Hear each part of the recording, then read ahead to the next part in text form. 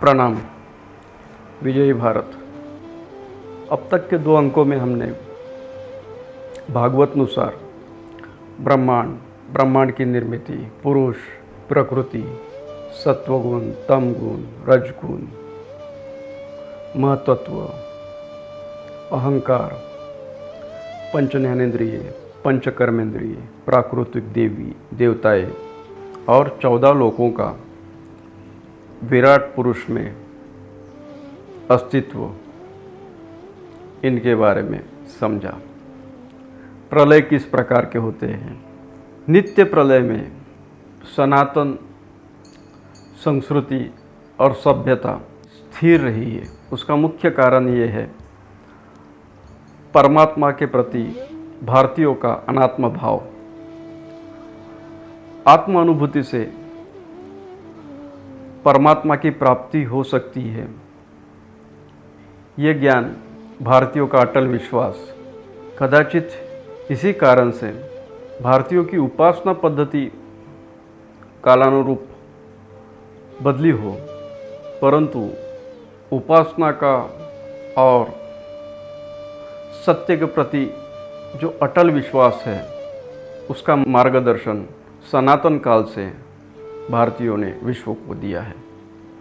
और ये विश्वास है, ऐसे अनेक नित्य प्रलयों में भी भारतीय सभ्यता संस्कृति परिवर्तनशील रहेगी, परंतु परमेश्वर के प्रति उनका जो सनातन और शाश्वत विश्वास है वो अटल रहेगा। भारतीय समाज ने ईश्वरीय अस्तित्व को किसी एक रूप में नहीं माना। अणु से लेकर अनंत तक उसका विस्तार है। वो सर्वशक्तिमान हर जगह है। वो जल में है, स्थल में है, पाषाण में है, निसर्ग में है। ईश्वर सर्वत्र है। उसके अनुभूति के लिए कोई विशिष्ट स्थान या विशिष्ट समय की आवश्यकता नहीं है। ये विश्वास भारतीयों ने विश्व को दिया।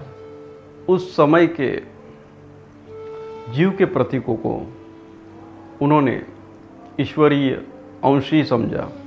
यदि हम उनके अवतार का वर्णन करेंगे, परमेश्वर को उन्होंने मुख्यतः 10 अवतीर्णों में माना है। प्रथम मत्स्य अवतार। मत्स्य अवतार में प्रभु ने नैमित्तिक प्रलय के समय सृष्टि का और सृष्टि के जीवों का रक्षण किया। द्वितीय अवतार में वो कूर्म बने और उन्होंने निपक्षपात से देवों तथा असुरों का मार्गदर्शन किया। तृतीय अवतार में वराह अवतार में उपस्थित हुए। चौथे में वो नरसिंह अवतार में उपस्थित हुए। हिरण्यकश्यप जैसा दैत्य कि जिसने अपने मृत्यु की संभावना नकारी थी, उसको प्रभु ने नरसिंह रूप में अवतरित होकर मृत्यु का शासन दिया। 5वें अवतार में प्रभु वामन देव के रूप में उपस्थित हुए।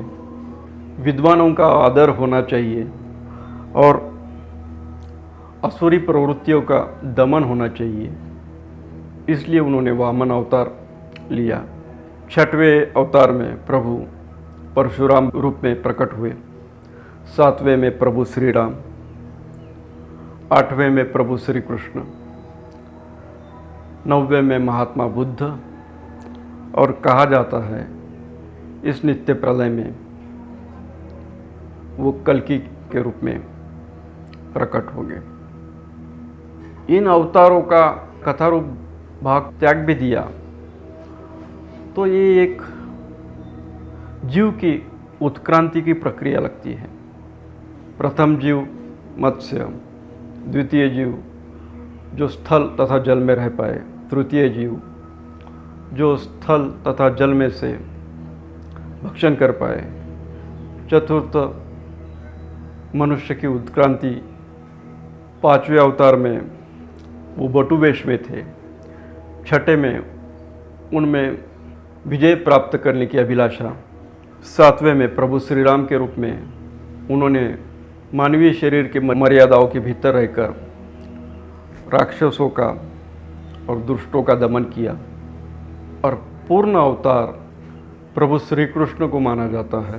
प्रभु श्री कृष्ण तथा द्वारकाधीश श्री कृष्ण, इनके बारे में हम विस्तार से जानेंगे। वृत्ति और निवृत्ति, इनके बीच का जीवन मार्ग प्रभु श्री कृष्ण ने समाज को दिया। महात्मा बुद्ध के समय भारतीयों में पशु यज्ञ का स्तोम और चलन बढ़ रहा था। युद्ध के प्रति, हिंसा के प्रति समाज अधिक आकर्षक था।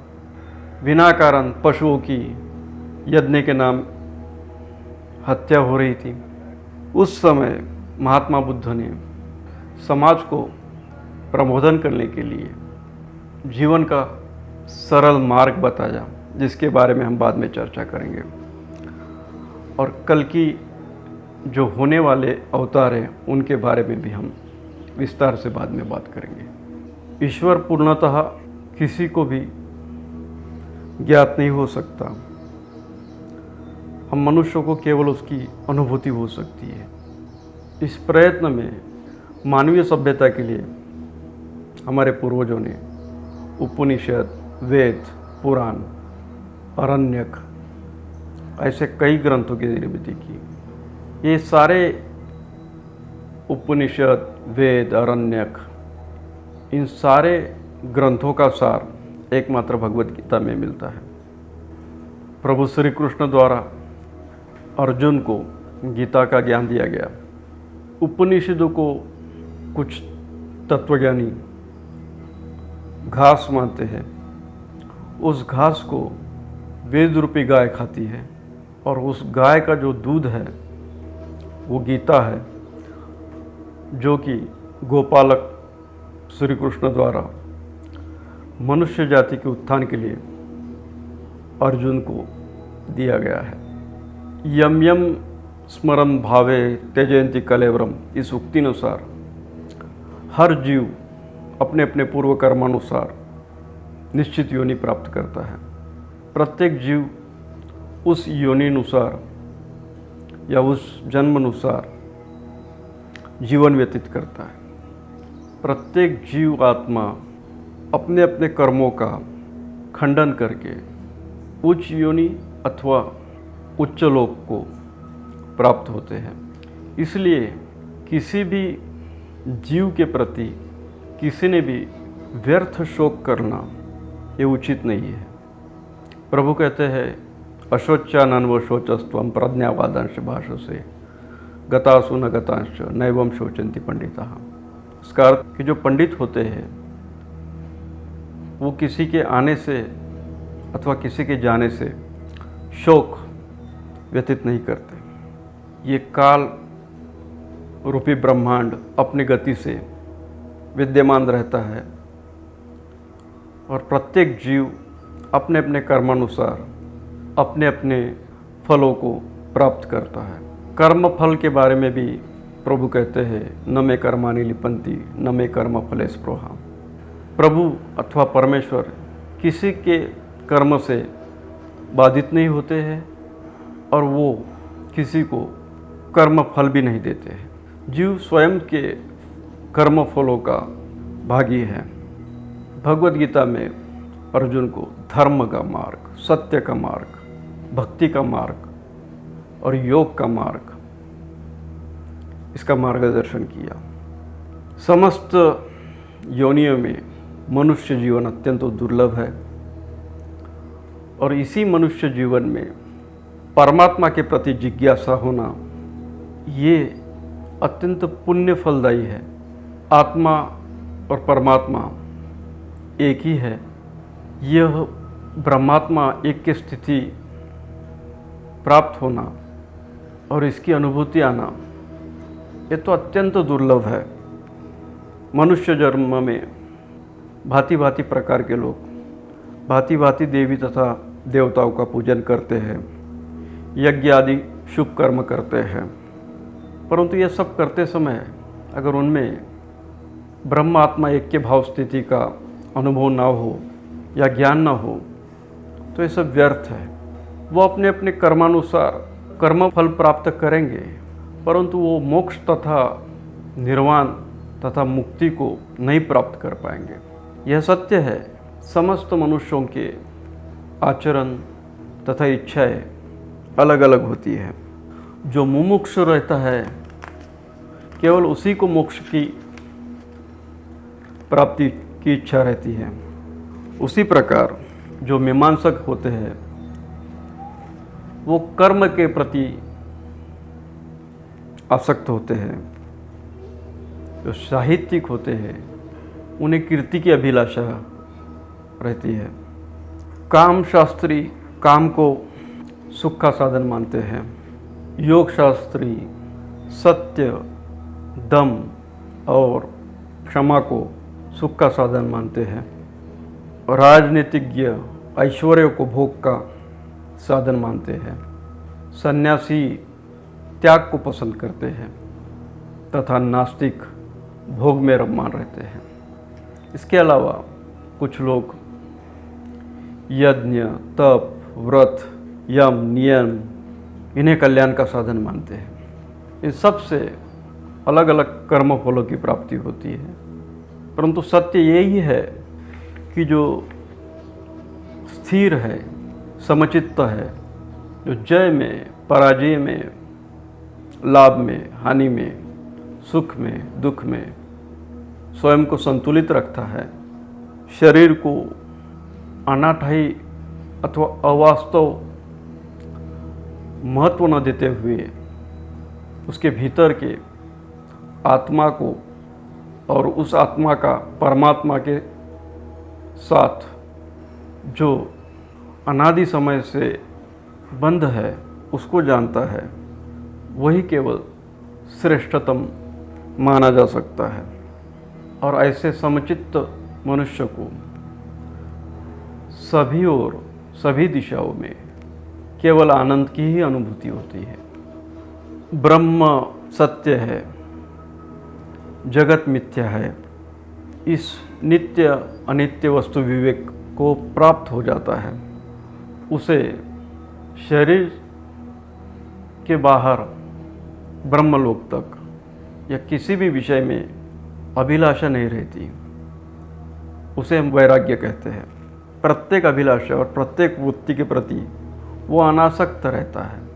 वो योगी विरक्त होकर, वैरागी होकर स्वचित्त को परमात्मा के प्रति या परमात्मा पे केंद्रित रहता है।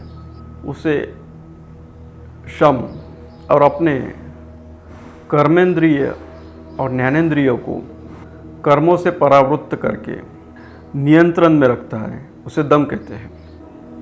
समस्त चिंता, समस्त शोक और सर्व कष्ट को सहनशीलतापूर्वक निर्वाह करता है। उसे हम तितिक्षा कहते हैं। मुमुक्षु व्यक्ति के सहवास का केवल अनुभव ही इतर जनों को अत्यंत लाभदायी, संतोषजनक, सुखकारक और ब्रह्मात्मा ऐक्य भाव के आकर्षित करता है। विश्व में प्रत्येक मान्यताओं ने विशिष्ट उपासना पद्धतियों का अनुमोदन किया है, परंतु भगवत गीता में प्रभु श्री कृष्ण अर्जुन को केवल एक विशिष्ट उपासना पद्धति का संदेश देते हैं। परमेश्वर सर्वत्र है, वो हर जीव के हृदय में स्थित है और उस अंश रूपी परमेश्वर को केवल मनुष्य रूपी जीवन में ही जाना जा सकता है। बाकी पशु, पक्षी, प्राणी इत्यादि अपने अपने योनिनुसार अपने अपने कर्मों को भोगते हैं। परमेश्वर की अनुभूति के लिए जो विशिष्ट उपासना पद्धति बताते हैं, उसमें वो कहते हैं कि मनुष्य को शांत स्थान पे रीढ़, गर्दन और सिर को एक रेशा में लाकर, श्वासों पर नियंत्रण लाकर मन, चित्त, बुद्धि, अहंकार को दो भुवों के बीच स्थिर कर स्वयं को शून्य में प्रतीत करने का अनुभव लेना चाहिए। जितना श्वासों पर नियंत्रण रहेगा उतना ही मन कम उच्छृंखल होगा और इस अभ्यास को योग द्वारा निरंतर करना चाहिए। इस अभ्यास से मनुष्य को स्वयं ध्यान और समाधि द्वारा ब्रह्मांड के असंख्य रहस्य अपने आप ज्ञात होते हैं। इसी मार्ग से समस्त सिद्धियों पर भी विजय प्राप्त किया जा सकता है। सिद्धियों में 8 प्रकार की सिद्धियाँ होती है: अनिमा, महिमा, लघिमा, प्राप्ति, इशिता, वशिता। इनके अलावा भी कुछ सिद्धियाँ होती है जो लोकों के आवरण को भेद करके जीवात्मा को महरलोक तक ले जा सकती है। जिन मनुष्यों को मोक्ष अथवा निर्वाण के प्रति आसक्त नहीं होते वो इतर प्राकृतिक देवी देवताओं की उपासना करते हैं। कुछ ब्रह्मतेज की इच्छा रखते हैं तो वो ब्रह्मदेव की उपासना करते हैं।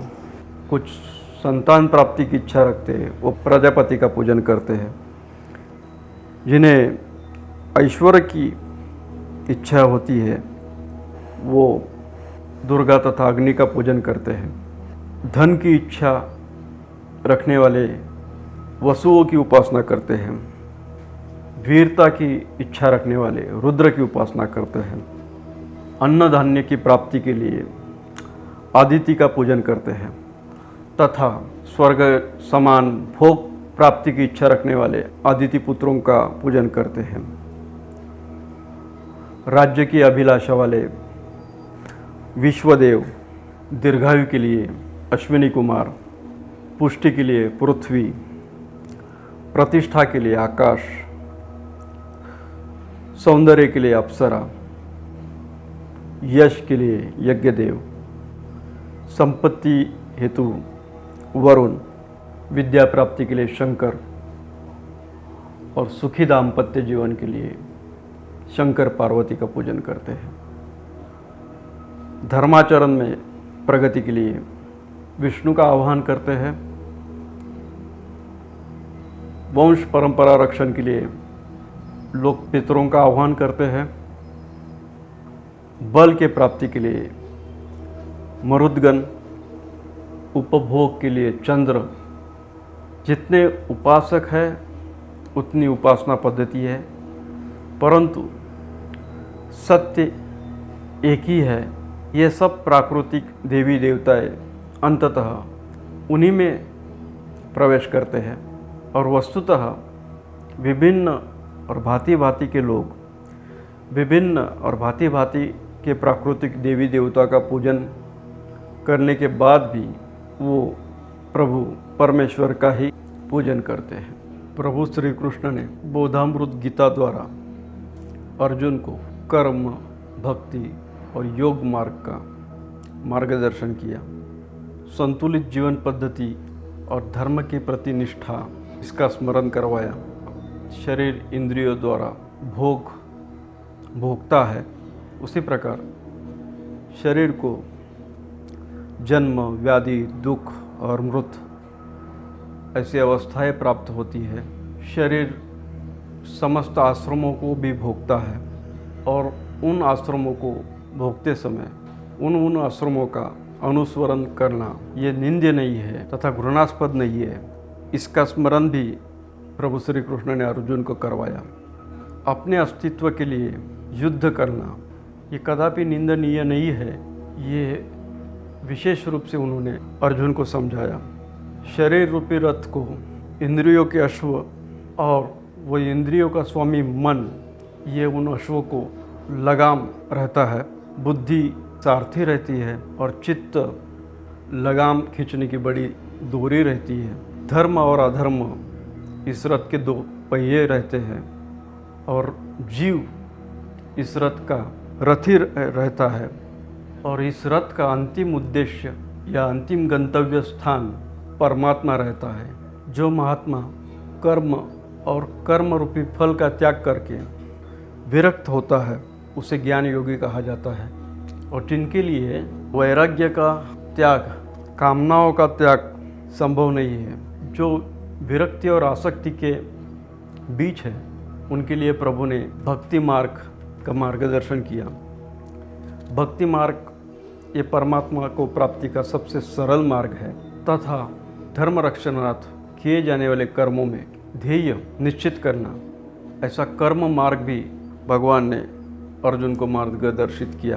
कर्म मार्ग के अनुसरण में या कर्म मार्ग का निर्वहन करते समय यदि शरीर की हानि भी हो तो भी आत्मा उच्चतम लोक में प्रवेश करता है और विजय के उपरांत वो पृथ्वी लोक के ऐश्वर्य को भोगता है। इस प्रकार प्रभु ने कर्म मार्ग, ज्ञान मार्ग और भक्ति मार्ग का, भक्ति, इन तीनों मार्ग का अर्जुन को विश्लेषण बताया। प्रभु श्री कृष्ण ने जैसे अर्जुन को परम गुह्य और अति उत्तम ज्ञान दिया, तो उन्होंने केवल अपने शब्दों से नहीं दिया, उनके संपूर्ण जीवन का अगर हम संदर्भ लें तो उन्होंने एक संतुलित जीवन जीने का आधार बताया है। अत्यंत कष्टमयी और अत्यंत दुखदायी जीवन में भी उन्होंने अपने आप को स्थिर रखा था। प्रभु ने अपने जीवन में चमत्कार, अतिदैववाद, पाखंड पूरी तरह से नकारा है। दुर्भाग्य यह है वर्तमान समय में हम प्रभु श्री कृष्ण के केवल रास लीलाओं को, उनके ऐश्वर्य को, उनके भोग को स्मरण में रखते हैं। जैसे प्रभु श्री कृष्ण मुरली बजाते थे, उसी तरह वे युद्ध में शंख भी बजाते थे। जिस तरह उन्होंने श्रृंगार रस को पुरस्कृत किया, उसी तरह उन्होंने वीर रस को भी पुरस्कृत किया। आदर्श समाजवाद, आदर्श जीवन पद्धति, आदर्श राज्य घटना, कर्म कांड को नकारना, अति दैववाद का पुरस्कार करना, इन सब प्रवृत्तियों को उन्होंने पूरी तरह से नकारा था। उन्होंने अपने जीवन में पशु, पक्षी, प्राणी, मनुष्य, राक्षस, इनका भी वध किया, परंतु वे हिंसा के समर्थन में नहीं थे। नरकासुर द्वारा बंदिस्त स्त्रियों को उचित सम्मान प्राप्ति के लिए उन्होंने उनका स्वीकार किया। उन्होंने उन स्त्रियों को अपने वंश का नाम दिया और उन्हें यदुवंश में सम्मिलित कर लिया। काल यवन रूपी परकीय आक्रमण से भी उन्होंने अपने प्रजा का संरक्षण किया। युद्ध तथा दंड नीति के सारे आयाम उन्होंने अपने जीवन में उपयोगिता में लाए। संपूर्ण जीवन में उन्होंने मानवता का समर्थन किया, नैसर्गिक शक्तियों का समर्थन किया, धर्म प्रति निष्ठा रखने का समर्थन किया, सुनियोजित समाज व्यवस्था का समर्थन किया। और इन सब के उपरांत गीता के 18वें अध्याय के 66वें श्लोक में उन्होंने समस्त मानव जाति को आश्वस्त किया कि पाप पुण्य के भ्रमित करने वाले समझ में न रहते हुए अपने कर्मों का निर्वहन करो। कर्मपरायण होते समय निर्भय बनो, स्वावलंबी बनो, मानवता को सर्वतोपरि समझो। श्लोक में वो कहते हैं, सर्वधर्मानुं परित्यज्यं मामेकं शरणं व्रज अहम त्वां सर्व पापेभ्यो मोक्षयिष्यामि मा शुचः। ऐसे युग प्रवर्तक, युगांधर, योगेश्वर प्रभु श्री कृष्ण को मैं कोटि कोटि प्रणाम करता हूँ। जय श्री कृष्ण।